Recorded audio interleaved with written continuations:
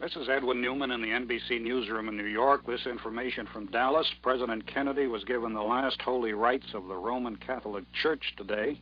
That was, of course, after he was shot down by a would-be assassin while he was riding in a caravan through downtown Dallas.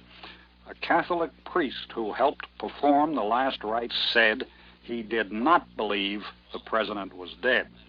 The Catholic priest, in other words, said he believed the president was still alive. The priest left the emergency operating room at Parkland Hospital, where the president is lying, and walked out of the hospital. We hear from Washington that Attorney General Robert Kennedy and the president's youngest brother, Senator Edward Kennedy, are on their way to Andrews Air Force Base to catch a plane for Dallas. Also in Washington, the director of the FBI, J. Edgar Hoover, has, of course, instructed the Dallas office of the FBI to make an all-out investigation of the attempt on the life of President Kennedy and of Governor John Connally of Texas. Governor Connally was shot in the back below the shoulder blade. Here is a flash from Dallas. 2 priests who were with President Kennedy say he is dead of bullet wounds suffered in the assassination attempt today. I repeat, a flash from Dallas. 2 priests who were with President Kennedy say he is dead of bullet wounds. This is the latest information we have from Dallas. We are, of course, standing by to give you all available information as it comes to us.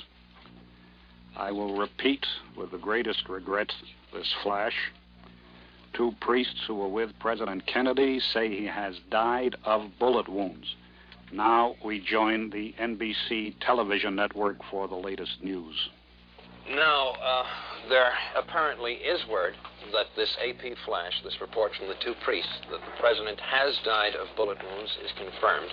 We will attempt now to get to station Wlw-Radio in Fort Worth, Dallas, for confirmation. We go to newsman Tom Murphy.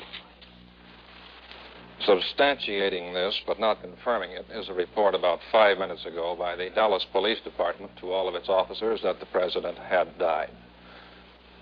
Some 3 to 5 minutes later, the AP flashed that 2 priests at the hospital say the president is dead. Charles Murphy, returning now to NBC in New York. Word from 2 sources. Again, it is not... Bill, excuse me. We have NBC's Bob McNeil on the line now with a report. Please go ahead, Bob. White House Press Secretary Malcolm Kilduff has just announced that President Kennedy died at approximately 1 o'clock Central Standard Time, which is about 35 minutes ago. After being shot at. After being shot. By an unknown assailant. By an unknown assailant. During a motorcade drive through downtown Dallas. During a motorcade drive through downtown Dallas. The president died. The president died. Approximately 25 minutes. Approximately 25 minutes. After the attack took place. After the attack took place. He had been rushed, bleeding and unconscious. He had been rushed, bleeding and unconscious. To the Parkland Memorial Hospital in Dallas. To the Parkland Memorial Hospital in Dallas. And was given blood transfusions. And was given blood transfusions. About 15 minutes ago. About 15 minutes ago, reports NBC's Bob McNeil from Dallas, to whom I'm talking now. A priest emerged. A priest emerged. After having given the president. After having given the president. The last rites. The last rites. Just before the announcement of the president's death was made. Just before the announcement of the president's death was made. Vice President Lyndon Johnson. Vice President Lyndon Johnson. Emerged grim-faced. Emerged grim-faced. And was driven off with a police escort. And was driven away with a police escort. To assume. To assume. The constitutional responsibilities. The constitutional responsibilities. Of the presidency. Of the presidency. A casket. A casket. Has just been brought into the emergency ward. Has just been brought into the emergency ward. Of this hospital. Of this hospital. For President Kennedy. For President Kennedy. The attack took place. The attack took place. As the president was just completing. As the president was just completing. What amounted to. What amounted to. A triumphal drive. A triumphal drive. Through downtown Dallas. Through downtown Dallas. Encountering the biggest. Encountering the largest. and in some ways the most friendly crowds and in some ways the most friendly crowds of his two-day Texas tour. Dallas police had put into effect the most stringent security precautions in the city's history. Because they had anticipated there might be some demonstrations against President Kennedy, like those which marked the visit similar to those which marked the visit of UN Ambassador Adlai Stevenson on October 24th. Mrs. Kennedy, who was sitting beside the president in the open car, was not hurt. However, the governor of Texas, John Connolly, who was also in the car, was wounded reportedly in the chest. And more blood. Repeat, Bob. Further supplies of blood for transfusions for the governor have just been brought into the hospital.